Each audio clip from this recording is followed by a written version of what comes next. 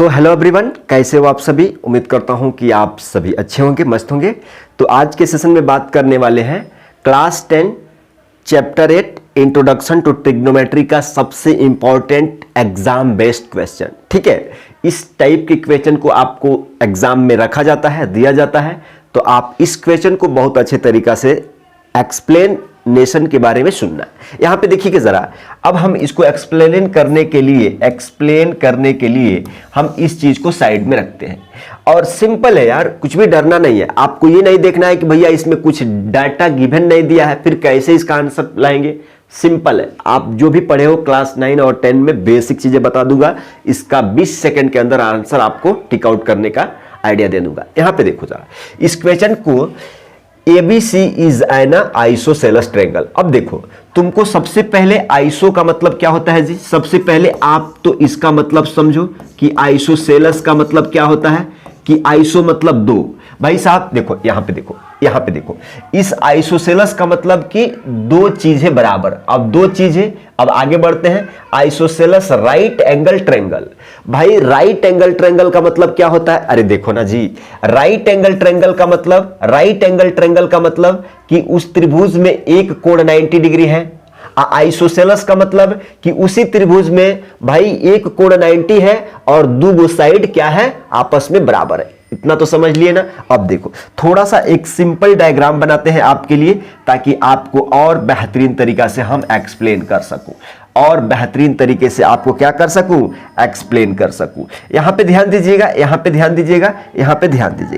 इसमें कहा जा रहा है कि भाई ABC is an right angle triangle. भाई ABC एक राइट एंगल ट्रायंगल है, तो हम कह देते हैं कि राइट एंगल एट B। हम कह देते हैं कि ये B है भाई, ये राइट एंगल इसी पे है। राइट एंगल का मतलब कि 90 डिग्री, और 90 डिग्री के सामने के भुजा को हाइपोटेन्यूज कहते हैं। यहां तक समझिए। अब B के बारे में हमने फिक्स कर दिया, A और C को आप लिख लीजिए अपने से। क्लियर। आइसोस का मतलब क्या होता है कि कोई भी दो साइड आपस में बराबर। तो यहां पे देख लो, तुम्हारे पास ये वाला साइड राइट एंगल ट्रायंगल में AC जो है ना, सबसे बड़ी भुजा होती है बाकी के दोनों भुजों से। ठीक है।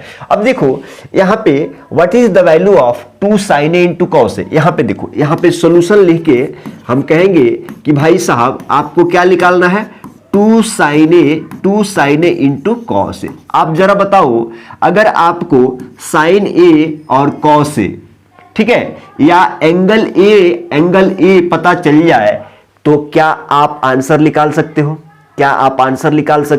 निकाल सकते हो।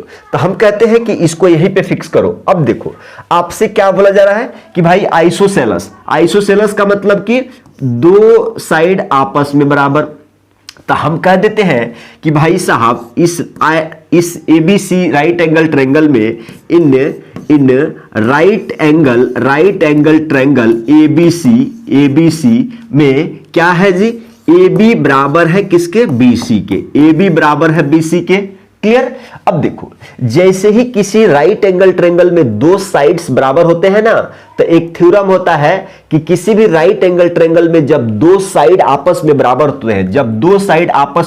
होते हैं, तो उनके अपोजिट एंगल भी आपस में बराबर होते हैं। तो आप कहोगे कि भैया इसका अपोजिट ये वाला एंगल, तो हम इसको x डिग्री मान लेते हैं, और इसका अपोजिट ये वाला एंगल, तो हम इसको भी x मान लेते हैं। क्यों?